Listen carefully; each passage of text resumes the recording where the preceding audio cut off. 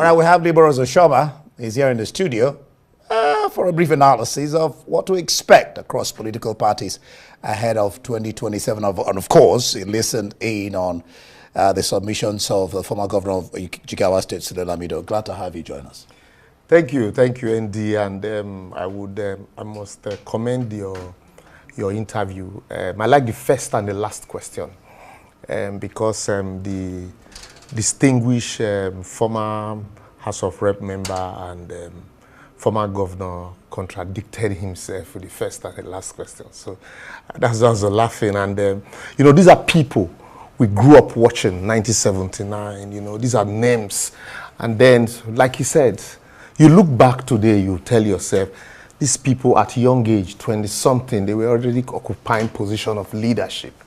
And 40-something years down the line, you're still hearing their names, forming alliance and coalition, still wanting to give you leadership.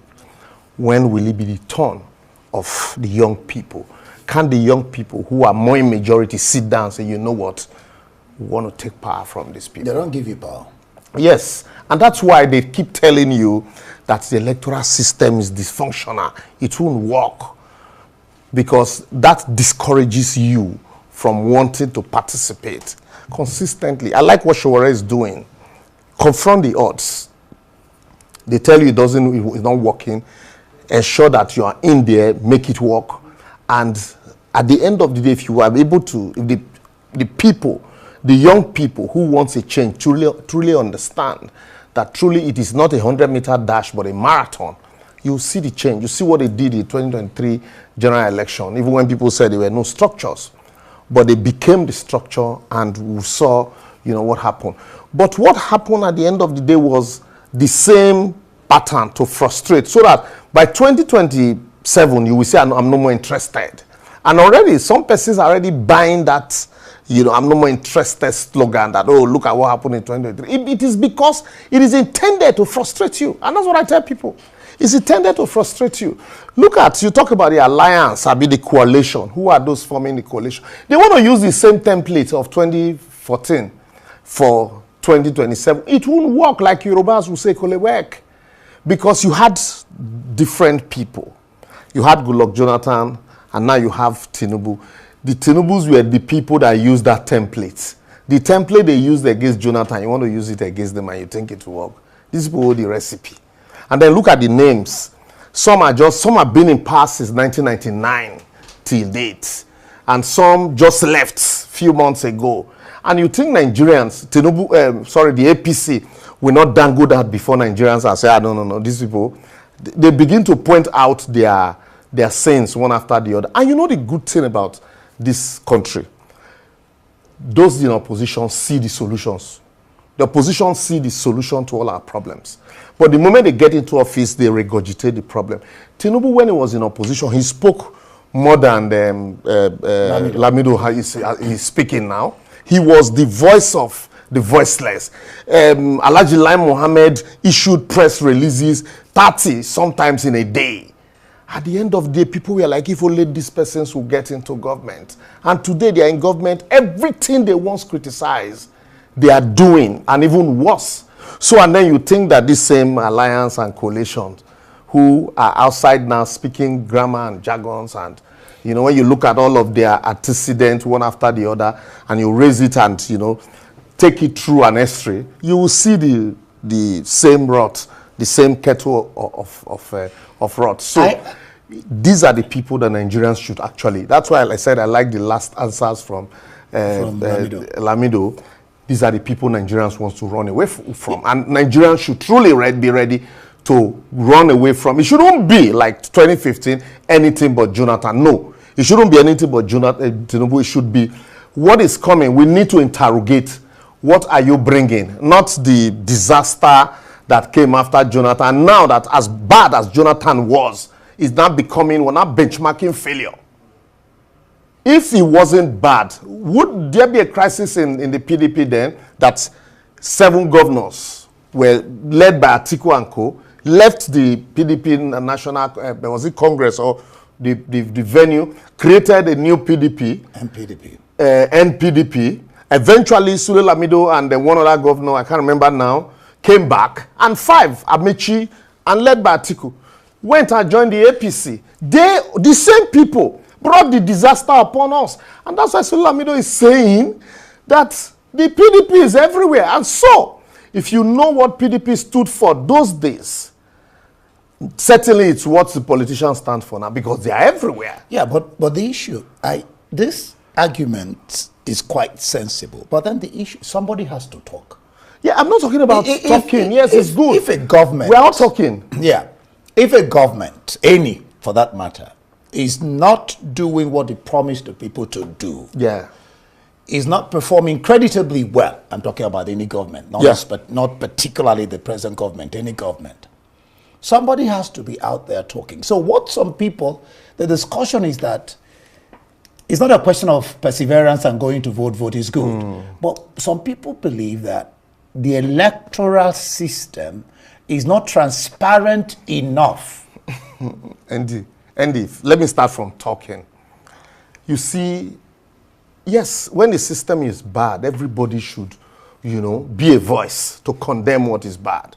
But at the same time, in condemning it, we shouldn't make the same mistake that the civil society made during the military.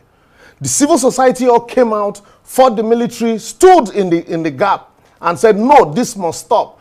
But when it was that time for election, they took the back seats and allowed the traditional politicians, some who ran away, and some who created the problems that brought in the military in the first place, to come back.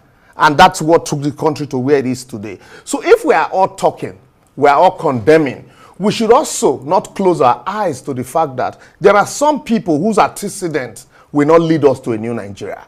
So we should be able to point out, yes, you are talking with us, we all agree there's a problem, but mind you, when you were there, this is what you did. You didn't do anything different.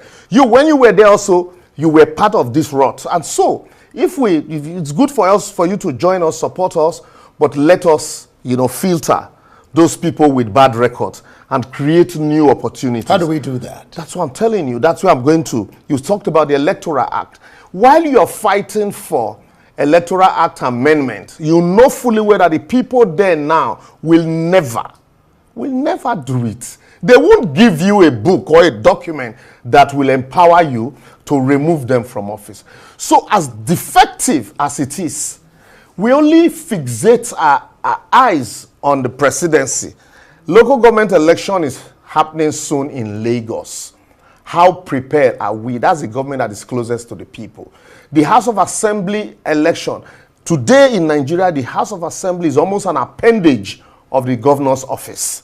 The House of Rep elections, the Senate election, how prepared are we? How much of participants are we in these processes? These are people who eventually will make laws for you. So if you leave it to whoever, Baba Sokpe, they said I should come and go, and Baba has said, this is your turn, and they know that anybody they bring, because you're not going to participate, they can manipulate that person there, certainly you're not going to have a new law. But if you insist that from the beginning all to the top, that the people, the way they came out to say Peter Obi or some Tinubu, some Atiku, that same way, let us use the same energy to participate in the local government election, to participate in the House of Assembly election, to participate in the House of Rep and Senate election. Certainly, we will have people who will make a difference. So what you're saying is that, are you then saying we should neglect working out a credible, workable electoral system? Hold on. Okay. That is the people that can change the system by their attitude and perseverance. Certainly, because the law does not make itself. Let me even tell you, as bad and defective as Nigeria is, there are still some very good laws. But you have people, incompetent people in position of authority who don't even want to use the law. At the end of the day, we are blaming the law. So, if you like, sit down and think that some persons there who got there through the back door are going to change the law. No, they won't change it. So what do you need to do? You try that first option and you find out that they couldn't do it. Okay, what is the next option? The next option is for us to ensure that every office should count. irrespective of how small, how minute that office, it should count. Those are the people that will eventually get there and make laws. And so by the time you have 1 here, 2 there, 3 there, 5 there, they are the ones that will make 10. And not people who will just come and say, we've created a new party. Oh, this man is in this party. We know him to be good. And everybody that goes with him, blindly you vote him. And then he gets to the National Assembly. The first thing he does is to accept a new car. Then we begin to... And then we begin to go around again, you know. Government in Nigeria is poverty alleviation.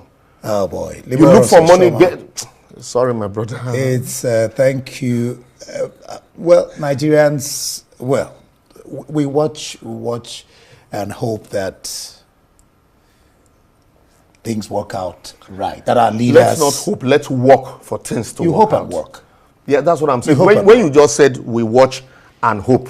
And work. Please change the watch. Let's work and hope. Yes. Okay, fine. Thank you so much. Liberals Oshomo there. Thank you for being on Newsnight here on Arise News.